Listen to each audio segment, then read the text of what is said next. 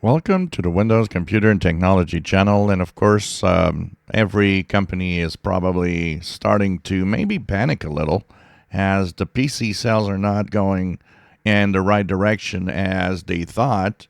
Windows 10 just keeping its big market share. So Windows 11 PCs are maybe not selling well. And so Dell again today, and they did this over the Consumer Electronics Show, and there was a lot of demonstrations. Well, Dell again says, "Oh well, you absolutely need to get one of those new AI PCs. It's the future. Don't be left behind, because you're going to be left behind the AI revolution apparently." So this is really the focus of PC sales, and there's an interesting contradiction when I see this. What I noticed is that when I look at all of you guys commenting about, PCs and getting a PC, is AI is not something you want in it. And yet these people are telling you AI is what you want in it.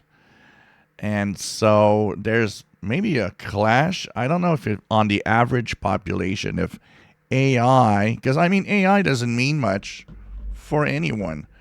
What exactly does it mean? And especially on a PC that you purchase. I mean, let's not look at things like Copilot.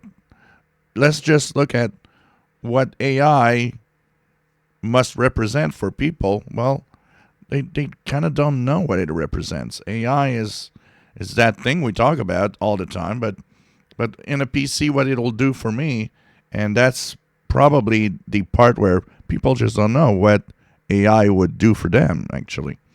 So, is the marketing of new PCs with the mention of AI all the time really the good strategy?